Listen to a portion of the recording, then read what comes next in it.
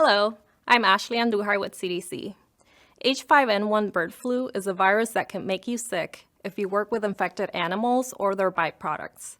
Wearing personal protective equipment, or PPE, helps protect you from H5N1 bird flu. PPE helps protect you by keeping germs that could make you sick away from your eyes, nose, and mouth.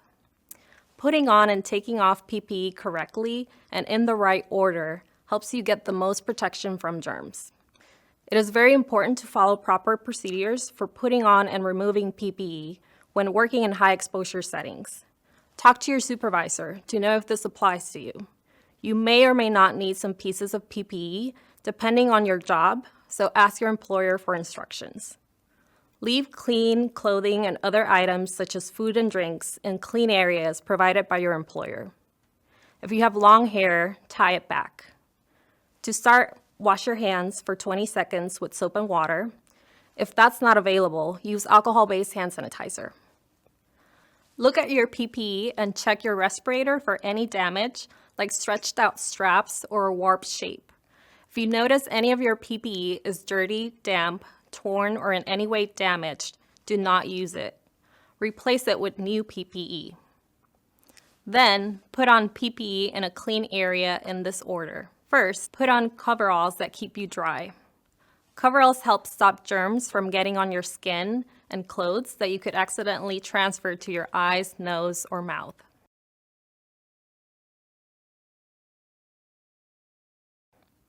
Next, put on your boot covers or boots. If you have a chair nearby, you can sit to put them on.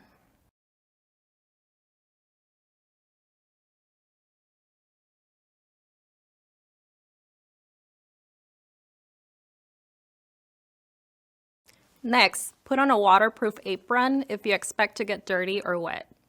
This helps keep your coveralls clean so that later, when you take your PPE off, you will be less likely to transfer germs to your eyes, nose, or mouth.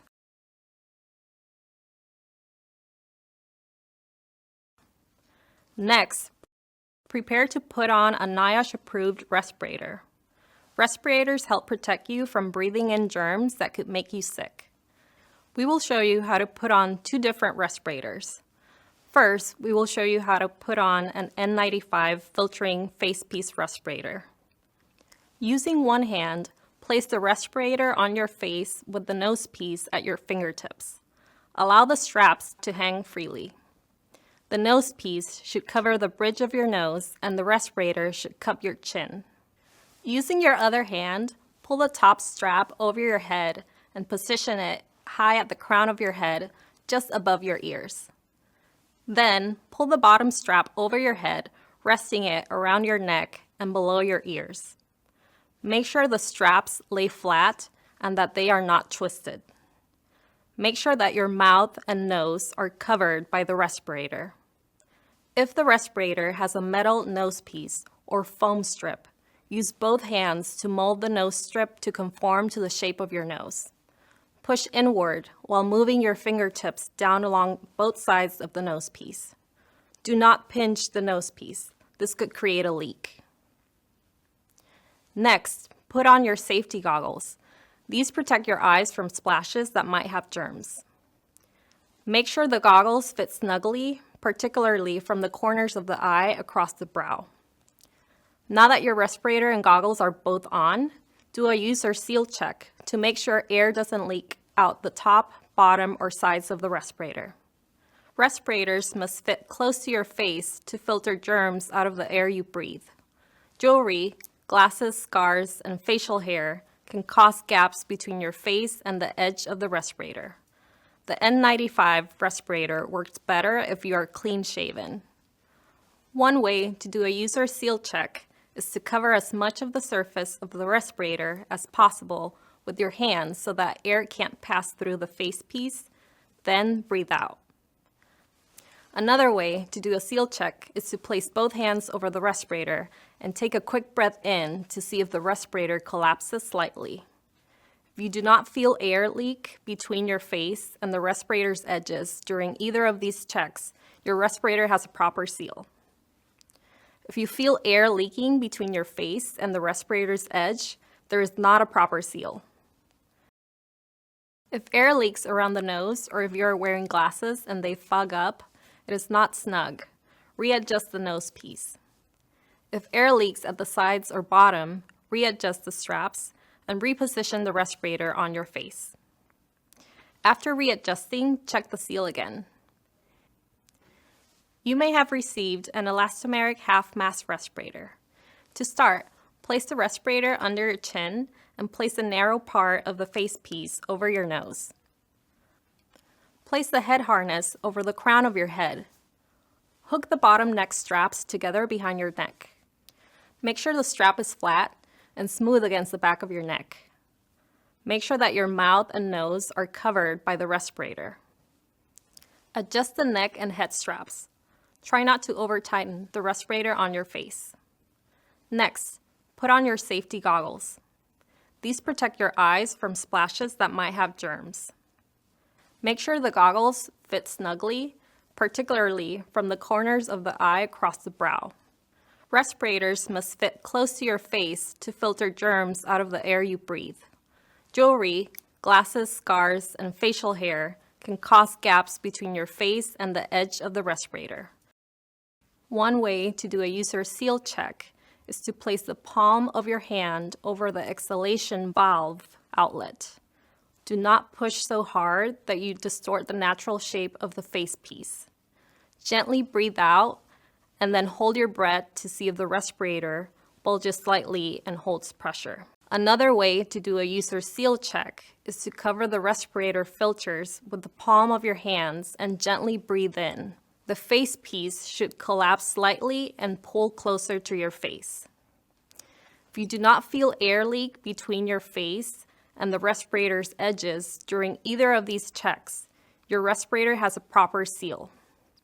If you feel air leaking between your face and the respirator's edge, there is not a proper seal. Readjust the straps and reposition the respirator on your face. After readjusting, check the seal again. Talk to your supervisor if you need help.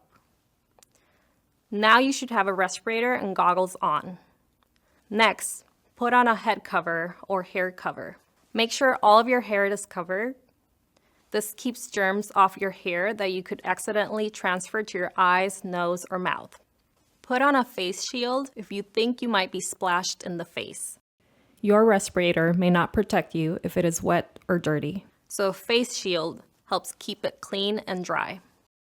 Make sure it covers the entire front and sides of your face and does not change the fit of your respirator and goggles. Put on a hard hat if typically needed for your job. Put on disposable gloves. Pull them up under the sleeve of your coveralls so there are no gaps where germs could get in. Gloves protect you by keeping germs off your hands.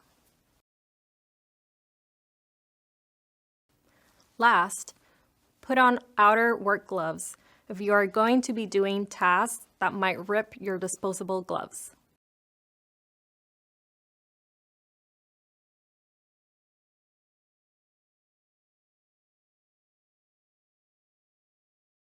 You should remove PPE before entering any clean areas such as restrooms, break rooms, and administrative areas.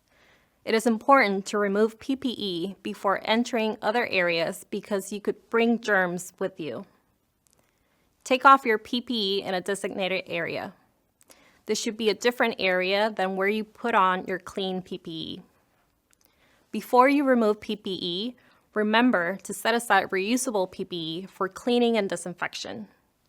Throw away any disposable PPE according to your employer's instructions. Remember that the outside of the PPE is dirty. You can use hand sanitizer on your inner gloves if they get dirty as you take off your PPE. Try to avoid touching the outside of your PPE with your bare hands and keep your PPE from touching your clean clothes, hair, and skin when removing it. This keeps germs away from your body and clothes so that you don't carry germs into clean areas or home to your family. Remove PPE in this order. First, remove your outer work gloves if you're wearing them. Next, Lightly rinse your outer clothing, such as your boot covers or boots, and apron with water. Remove your hard hat if you're wearing one. Remove your waterproof apron if you're wearing one. Remove your boot covers or boots. If there's a chair nearby, you can sit to do this. When you step out of your boots or boot covers, move over to stand in a cleaner area. This prevents you from contaminating your inner shoes or socks or sitting back down in the dirty chair. Remove your coveralls. Try not to touch your inner clothing.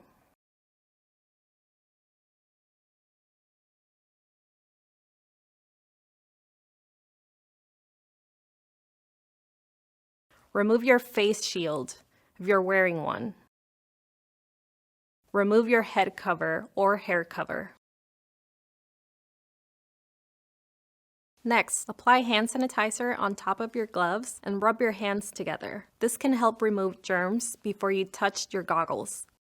Remove your goggles by holding them from the back of the strap instead of touching your face.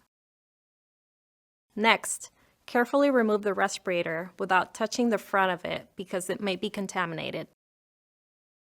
If you are wearing an N95 respirator, reach behind your head and pull the top strap forward, followed by the bottom strap. If you are wearing an elastomeric half mask respirator, use both hands to unhook the neck strap. Then, slide the top straps off the crown of your head. Next, remove your disposable gloves. Peel off the first glove, only touching the outside. Peel off the second glove from the inside using your bare hand. This prevents germs from the outside of the gloves from getting on your hands. Finally, wash your hands for 20 seconds with soap and water. If soap and water are not available, use an alcohol-based hand sanitizer. Take a shower at the end of your shift. If showers aren't available, clean up as much as possible with soap and water, put on clean clothing, and leave straight from work to immediately shower at home. This helps protect your family members from germs. Learn more about protecting yourself at cdc.gov/birdflu.